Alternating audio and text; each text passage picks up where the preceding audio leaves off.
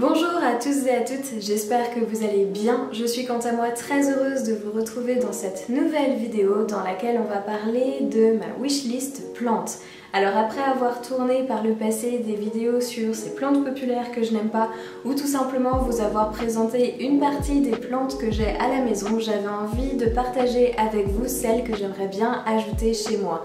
Alors ce sont des plantes que je trouve bien évidemment superbes, c'est pour ça qu'elles sont sur ma wishlist, donc je vais essayer de ne pas répéter à chaque plante à quel point je les trouve magnifiques.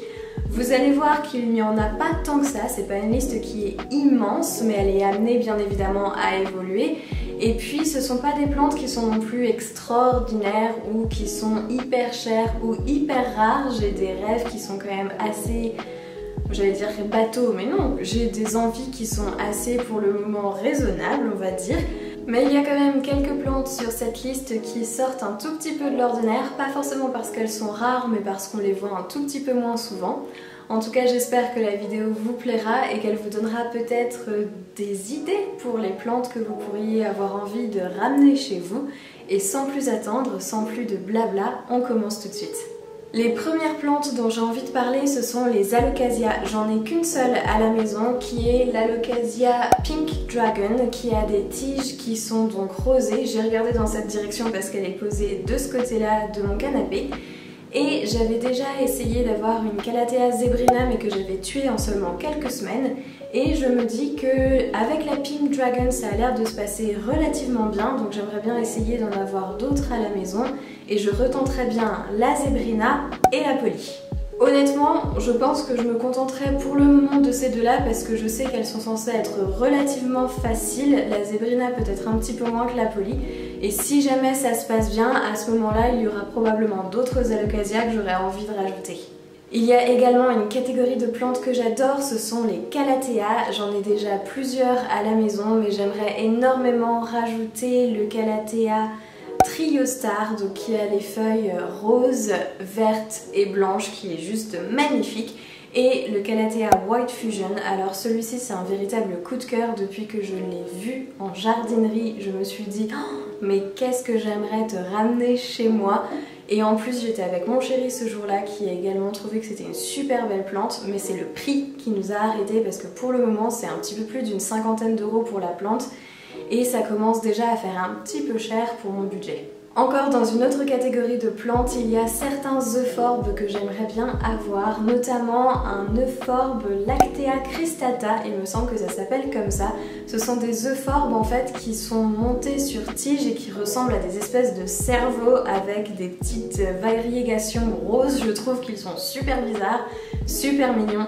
Et je les ai vus pour la première fois dans une vidéo de Mango and Salt et j'ai craqué dessus à fond et depuis j'y pense très souvent et je me dis qu'un jour j'aimerais bien en avoir un également.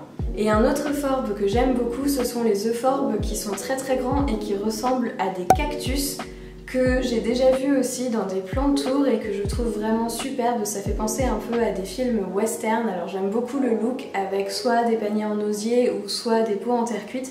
Je trouve que ouais, ça donne un super charme, c'est une plante qui a énormément d'attrait pour ma part que je trouve vraiment belle et donc j'aimerais en avoir un jour mais pas un petit, vraiment un grand, un mastodonte du cactus.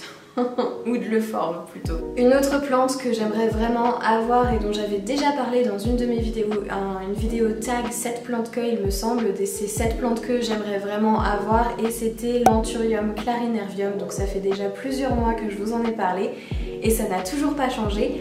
Mais pour cette plante-là, il se pourrait que j'ai passé une petite commande chez Brume la boutique et qu'elle soit en chemin pour arriver à la maison, donc je suis hyper excitée de me dire que bientôt je vais pouvoir la déballer et l'ajouter à la famille.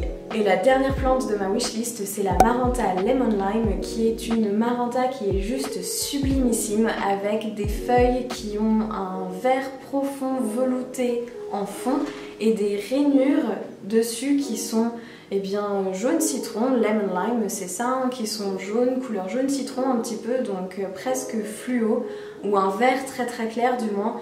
et c'est vraiment une plante que je trouve très belle et que j'adorerais avoir à la maison. D'ailleurs, quand j'ai voulu avoir une Maranta au tout début où je commençais à avoir des plantes, c'était celle-ci que je voulais avoir, mais j'avais pas du tout réalisé à quel point déjà elle serait difficile à trouver et d'autre part à quel point elle serait chère.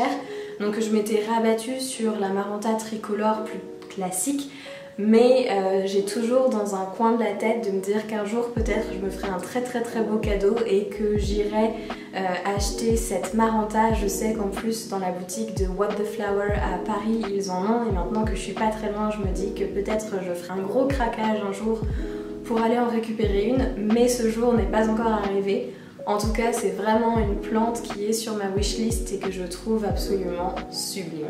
J'ai fait le tour de toutes ces plantes qui sont sur ma wishlist. Alors comme vous pouvez le voir, c'est pas une liste qui est super longue, mais bien évidemment elle est évolutive et à force de regarder des vidéos ou des publications Instagram, on découvre toujours de nouvelles plantes qui sont plus belles les unes que les autres et où on se dit « Oh, j'aimerais tellement en avoir un exemplaire de cette sorte à la maison ».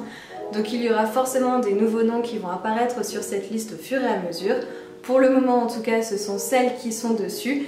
J'ai pas de rêve trop grand, mais c'est quand même une bonne petite liste avec certaines plantes qui commencent à coûter un petit billet quand même. Alors j'espère que la vidéo vous aura plu, qu'elle vous aura peut-être donné quelques idées ou qu'elle vous aura au moins fait passer quelques minutes agréables. Comme toujours, de mon côté, j'ai été ravie de passer ce moment avec vous et je vous dis à très vite.